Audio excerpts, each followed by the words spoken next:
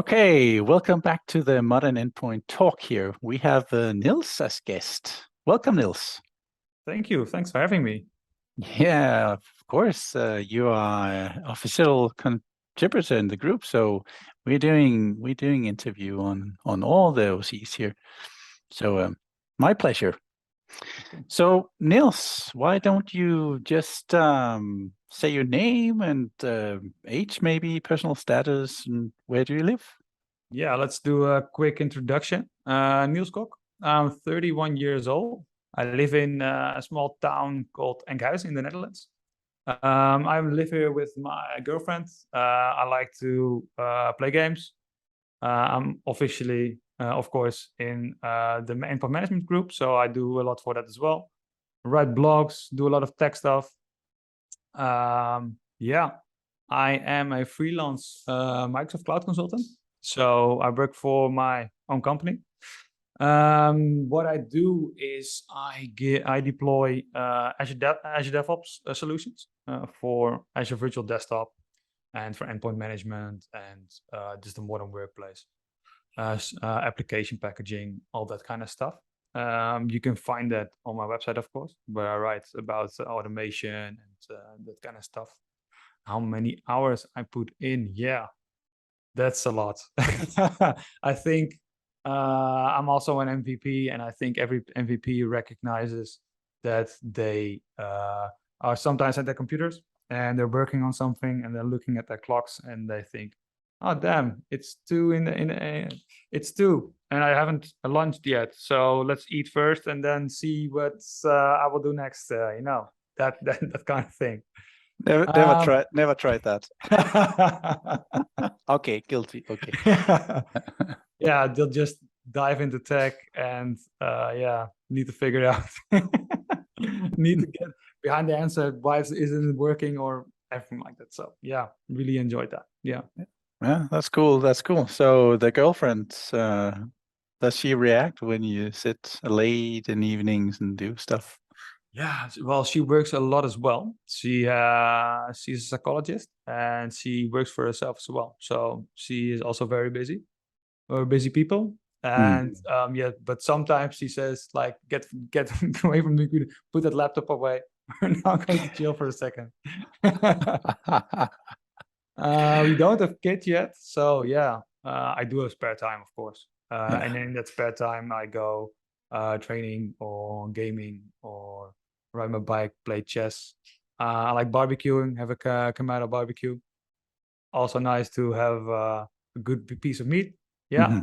So And that's yeah. maybe a member. Maybe a member, of course. How can I forget? Yeah, of course the member. Yeah. So yeah. I mean, you talked a lot of the barbecue, and I suddenly got very thirsty. But yeah, we'll have to do that drink to afterwards. The barbecue is Black Bastard. I don't know whether you got it in Denmark as well. It's a Dutch brand of Kamado barbecues. It's a ceramic barbecue, and when you get it also a beer opener. That's the one thing you need for success, and that's it states on the beer opener. So you said, Niels, you were freelance, and Yeah. is that very recent, or have Yeah, you it's always recent. been? I Yeah. only started in March this year. And I started because I think you can recognize this because in Netherlands the IT company, the current market is that they get bought or they fuse together, and that creates a lot of politics, and especially when you have the MVP status, they want to drag you from project to project. So when you have made commitments to customers personally, when you, I want to fix a project and we have this plan, and there's a crazy thing going on in another customer and you get dragged away from that and just get pulled around. I didn't like that anymore. So now I have my own customers, which I make my own commitments to, and I can keep them because I make these own decisions. And that's the freedom is the biggest part. Yeah. So you're the boss. Yeah, I'm the boss. Yeah. You're the boss. I like this very much. Don't tell the wife or the girlfriend. You the No, boss. she's unofficially the boss. But, Okay, yeah. I know that. I know that. So yeah, but I mean, going from a hired position to a freelance, wasn't that kind of scary? yeah, it was. Yeah. And you make a big leap because in an instant you're responsible for everything, and you need to take insurances on that you are liable, and that you're insured for 1.2 million if something goes wrong. And these numbers that make you like, what the hell is going on, you know? But yeah, when you ticked all the boxes to become a freelance, then yeah, then it's then I like it very much. Yeah, Mm, absolutely. yeah. So in the company I work for, they also have freelancers and they have hired personal. So it's kind of both. But you said something that I want to discuss because you got the MVP status, and then you were just like chase around, said, now you need to go to that customer and that customer. So what about all the contributions that you need to do as well? Don't the companies, is this general? The companies in Holland, don't they realize that you have to spend time on that as well? Yeah, but yeah, there's always a bigger crisis, and at some companies they respect the day that you can work on your MVP status and do your blogs and check out the new tech stuff, and yeah, sometimes it's just crazy, you know. And I don't know how it is in Denmark, but in Holland, I think it's probably the same in Denmark. But the Mm, job market is very tight, so to get the proper people, it's just everything is understaffed. So yeah, that's not an argument, but it's often the reason that I can't get through the MVP stuff when I'm working mm, for a company. yeah. Yeah. I guess ever since COVID, IT Yes. people have been chased around, doing all sorts of remote solutions, doing conference like we do here, and so you can work from anywhere, right? Hybrid work is the new buzzword, and we need to solve issues for customers so they actually can do their work from home. And Yeah. there's so many customers in this world that actually work behind a desk, and these are the ones that we need to solve these kind of difficulties, right?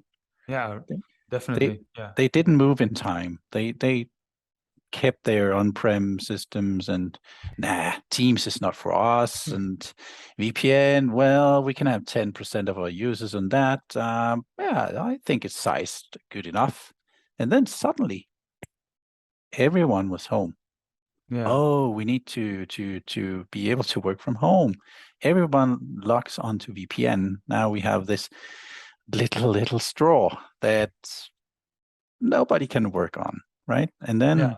suddenly everyone went to Teams. Everyone needed Azure AD integrations, needed management systems to be able to log on to and manage the devices from home and etc. So that made us aware of solutions like AVD, maybe Windows 365, maybe Intune even. Yeah. And that's kind of the areas you work for, right? Exactly. Yeah. So Certainly. that really made your job busy, I guess, because you know there's so many customers out there that hasn't even dipped their toes into the cloud. Yeah. And Certainly. No. And once you do that, you get unlimited possibilities, right? But you also open up for intruders. You have to secure your solutions, right? So how do we go about that? I mean, we open up, we have a user account in the cloud suddenly, but we need tools to actually prevent these intruders to do bad stuff on our clients. And from on-prem, we know that you can be hit by crypto locker or bad stuff that goes from device to device and such ransomware, right? But that's not a thing, is it, when you Azure AD join your device, for example? there's these lateral movements that we have attackers. It's maybe it's possible, but it's getting. Yeah, the impact is a lot less since you're not sitting in the network of your server infrastructure. Of course, Exactly. you should have the proper segmentation in your server infrastructure, but we see in the field that's not always the case. And yeah, it makes the impact a lot less when only someone's laptop is encrypted. Then it's fine. Here you get a new one and it's fine. Your documents are in OneDrive and SharePoint and Teams. And if your OneDrive's encrypted, we'll just recover it from the backup and it's fine. You can just get a new laptop and continue working.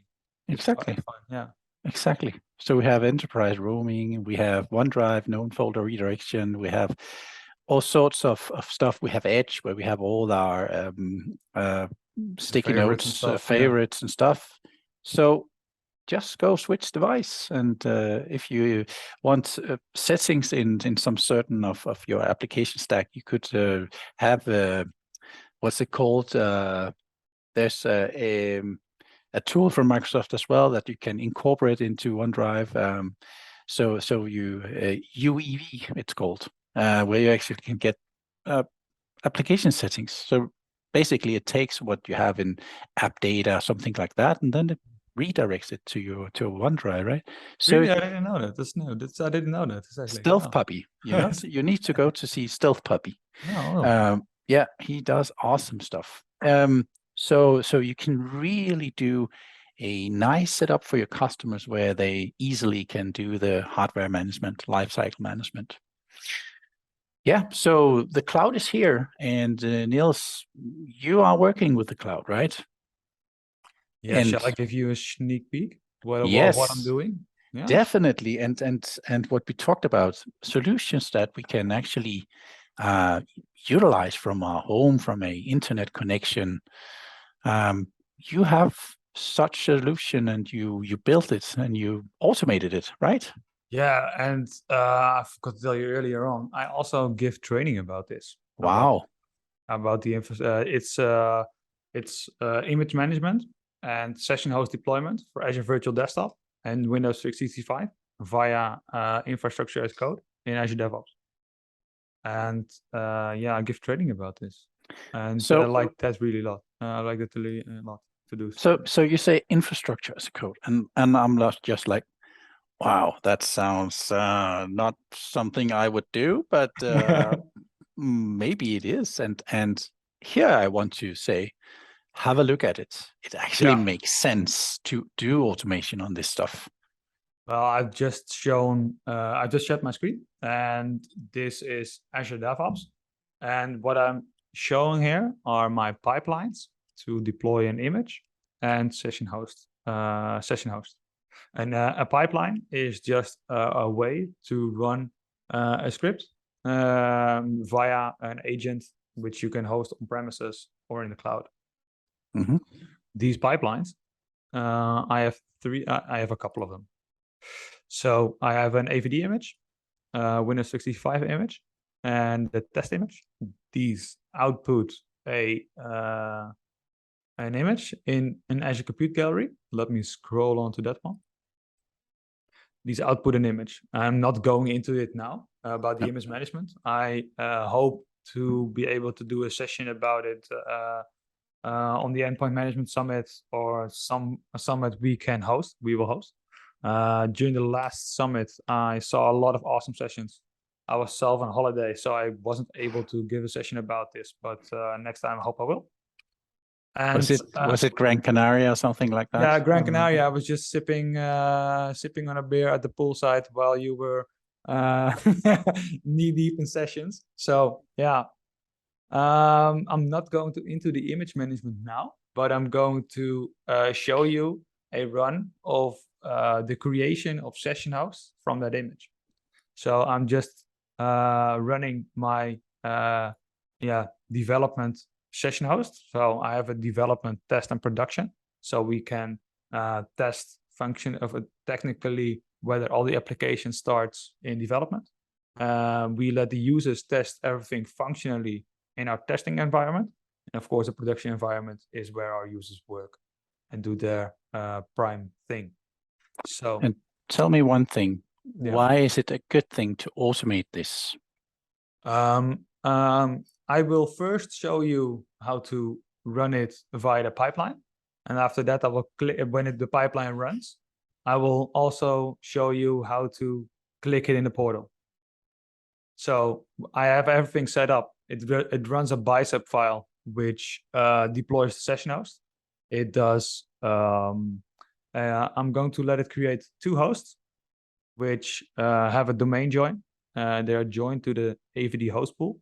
And after that, they do Azure Disk Encryption, monitor agent, shutdown schedule, and I think the guest configuration agent, and maybe another one in production for another customer. I also added the deployment of the GPU driver for AMD machines.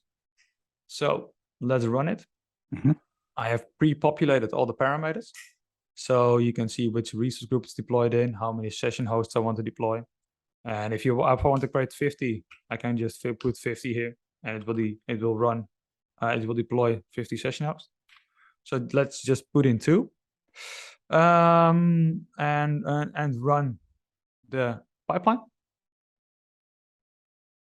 So does this actually join the AVD to on-prem AD as well? Yeah. Mm-hmm. So I would actually be able to do stuff from within my virtual AVD host to my environment on-prem. Certainly. Yeah. Mm. Yeah. You can also have the agent run inside your on-prem environment, Windows based. So if you want to, add them later on or do something with them with a script or something, you can also call them indirectly via WinRM or whatever you like.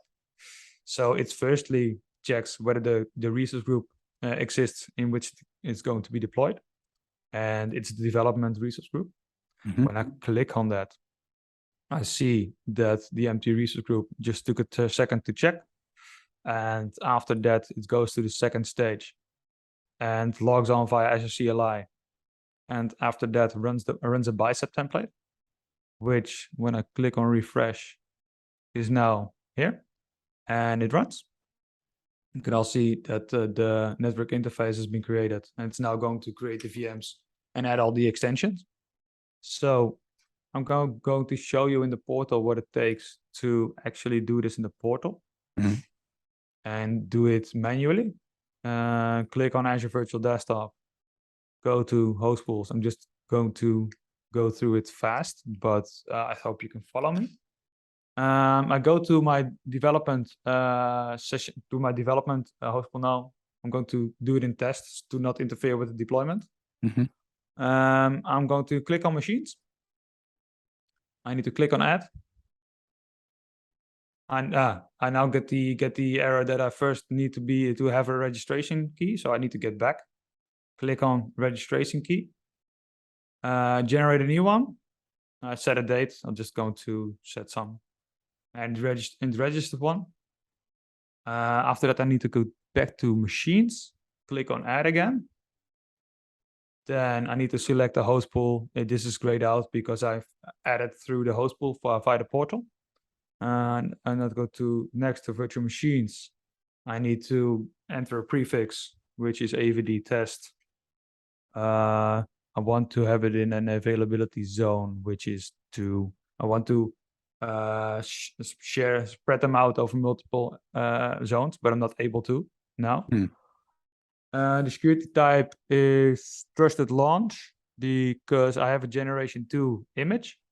I want to enable VTPM and secure boot so I can enable Azure Disk Encryption. I have a gallery, but I have custom images. So I want to see my items and then just select the window. No, I want to see my shared images. And this is my Azure Compute Gallery image. And it grabs the latest one, as you can see. Mm-hmm. I need to select the size. Just go for a DS. It's fine. And I need to select how many. I want 2. I want the premium SSD, of course. No, don't want the boot diagnostics. After that, I need to select a virtual network. I need to deploy and test. No network security group. I already have one. I have a firewall. So I want to join to Active Directory. Oh, but I don't know the username. So I need to look that up, but I'm not going to fill it in now, but just for show. Mhm. I specified domain or unit. Yes, I want to, because it needs to grab the proper GPOs from my test environment and not from my development environment, vice versa. Mhm. So I need to enter the domain name and the organization unit path. I need to enter a virtual machine account. And yeah. Am I done? I don't think so, but yeah, I'm done. That's all you need to enter, all you need. Mhm. Well, if we can hop back to the deployment, you can see that it already deployed the VMs. It's already added a shutdown schedule since its development to the machines. And hey, my light goes out. There it is. And it's now joining the machines to the host pool. Mhm. When we go back to the host pool. So this is just to show that all these steps and all these entries, which you need to do manually every time you create a session, a host, and this is with automated image management. If you need to create the image manually as well, you can see how many steps it takes. And if I'm doing it, I'm going to do it in another another setup, then you are going to do it. So Mhm. it's never the same for the customer if another engineer is deploying the machines. So the best thing about automation is that it's always the same, Yeah. because it runs a template, and so the machines, we can expect always the same behavior from the machines. So we can we can expect the behavior, and we know what the environment is going to do when we apply an update. And that's the point about automation, right? So, and that's why it makes sense to have a test environment and a sandbox and a production, because many did this before on on-prem systems, but they hadn't like automated the stuff, and it became very fast out of, you could say, compliance. So when you did a test in your test environment, it wasn't the same when you put it in production. So what is the test worth if you don't have the same setup? You have the same kind of, this is how we are working with this environment. Here you have a standardized script. You have the same, what you could say, script that runs all the image part and the deployment part and etc. And yeah, this is why you should do it. It Yeah, saves you a lot of time. yeah, and it's hard at first for the customer, because they need to set up the process that the testing is done properly and etc. Because in the image management, Windows is always updated and Office is always updated, FS Logics and Teams and OneDrive, because in every image deployment, it does update all those components, and only the line of business applications are not updated. So Chrome is updated, Adobe Reader is updated, all the middleware is updated as well.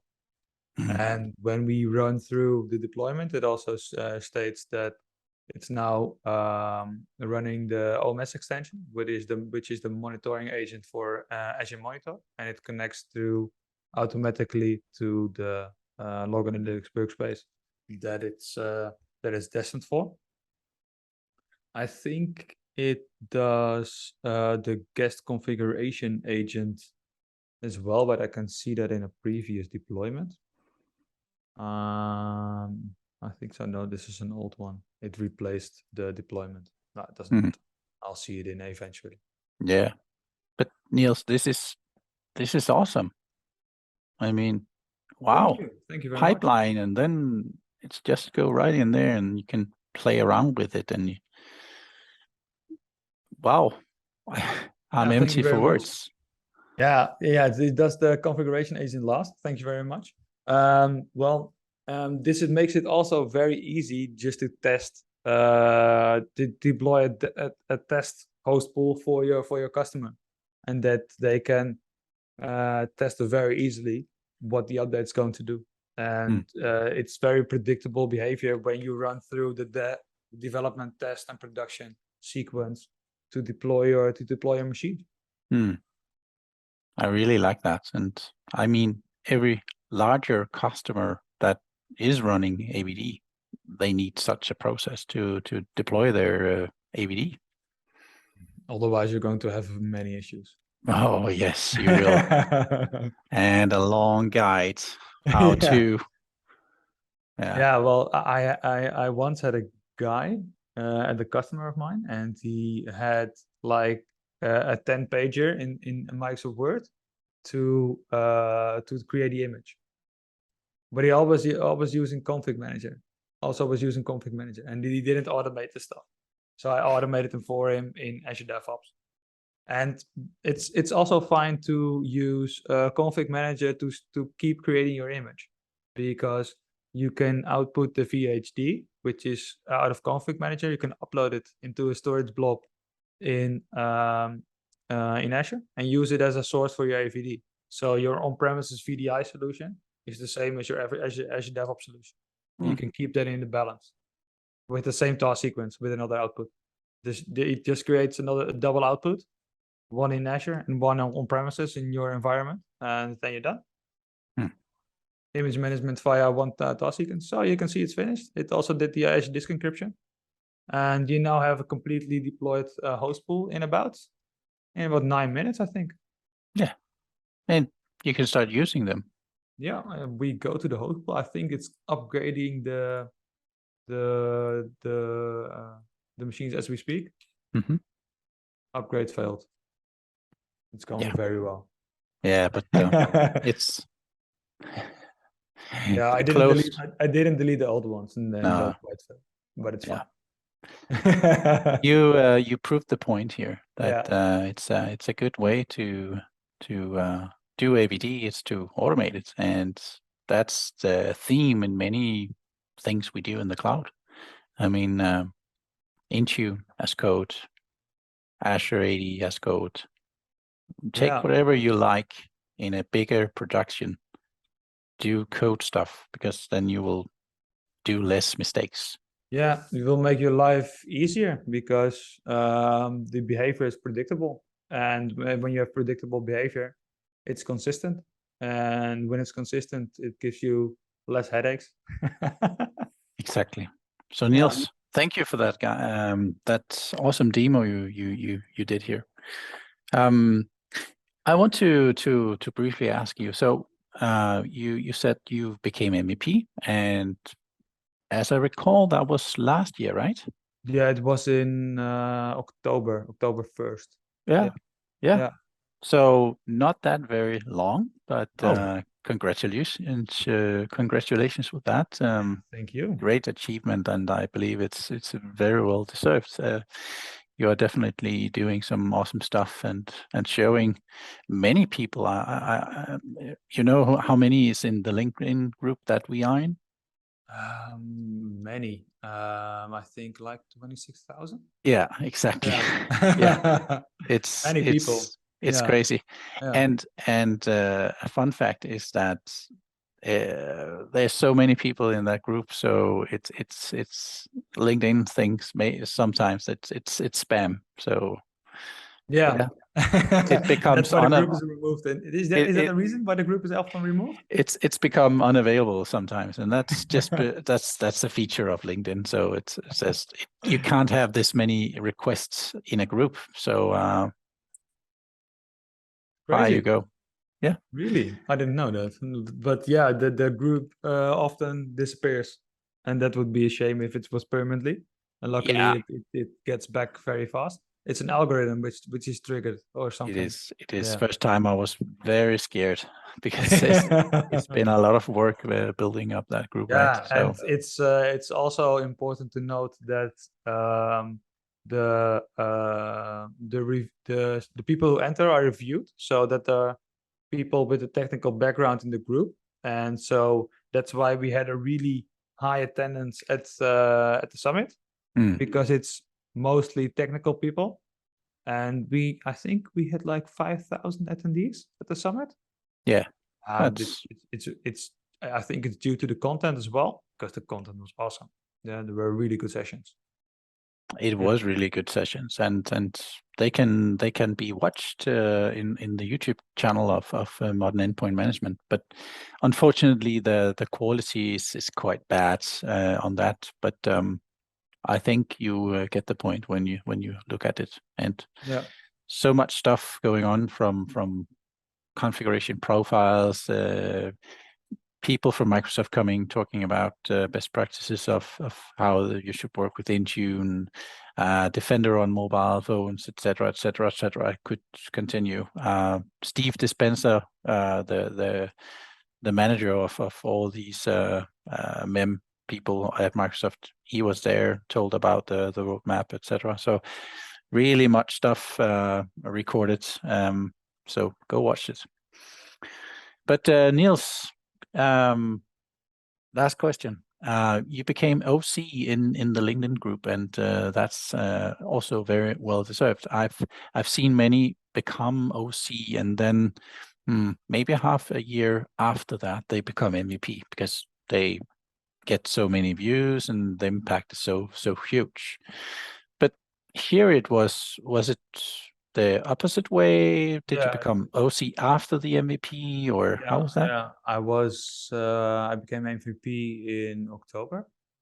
And in January this year, so October last year, I became MVP. Mm. And in January this year, I became official contributor. And it's a very nice group with a nice group of people. We have a group chat, which is often someone fires a question and people respond right away. It's awesome. Yeah. So, yeah, and that's very cool, and very much congratulations to that as well. I really enjoy having you in the group, and we often chat and do fun stuff in another channel, and it's kind of cool Thank you. to Yeah. have colleagues around the world, and yeah, it's yeah, it feels like colleagues at least. Yeah, of Um, course. Yeah, since I'm a freelancer, this is the closest thing I think I have to colleagues. So yeah, the exactly. MVPs are my colleagues. Yeah. Yeah, exactly. And yeah. So I guess the top 10 thing that Angel creates on the LinkedIn channel, you got on that list, right? And then Angel, he said, well, Niels, he's doing well. He needs to Yeah. be the OC. And then you became OC, right? Yeah, it's awesome. And it's the same with the MVP. Just if you would like to share your knowledge, just start sharing, and it doesn't matter whether it's already been posted by someone else. It's about your view on things, and it's always you always have another angle, another use Mm, case, another mm, site on things. So, um, yeah, if you just want to share your knowledge, and I can personally guarantee that's always another point of view that you have personally, which differs your blogs from the rest. And yeah, when you are sharing nice things, then it's in the books for everyone, I think. yeah. So get started on blogging. It Yeah, I might started be on. Yeah, yeah. it might be the way that you remember what you're doing as well. Yeah, and then a colleague asked me to speak at an event, and I just was a consultant for like I think a half a year or something. And I was a system engineer before that. And yeah, that was a really little bit scary and exciting. But yeah, the first time public speaking got very nice feedback. So because it was in the early stages of autopilot. Autopilot just was available, I think, for half a year, and it just the Win32 app stuff was in public preview. So I showed that in a session. I did a live demo on deployment and app deployment and stuff, and it was really really got really good feedback, and that's when the ball started rolling, and now we are here. And I think Mm, that is only I think 3.5 4 years ago, something like that. Yeah. yeah. You know, when you do great content, you will at some point be discovered, and then you will get rewarded. But I must say that it shouldn't be your goal to be MVP. It should It be is your goal that certainly you the would case, like yeah. to share and help others and do that in your free time, like we're doing here. We sit here in late evening and doing a recording, right? And that's a personal thing, I believe. It's not a achievement that you seek when you do the start of blogging. It's like it's your DNA. Yeah, and it's like I grabbed prior to when I started myself, I just grabbed everything from the internet, read all the blogs, grabbed all the info. I thought and then I developed my own tricks in PowerShell and tricks in Intune. I think, yeah, I can share it as well, because I grab everything from the internet, but I'm not giving back. So that's when I started. Yeah. And yeah. That's a good way to give back. And Yeah. what you just showed today, Niels, it's awesome, awesome way to give back, because automation is it's the thing, and it's Yeah, you can read about it on my blog. I have posted quite a few series. You have the Packer YAML series, which does the image management. It's very detailed. I think the first one has like 60 or 70 screenshots.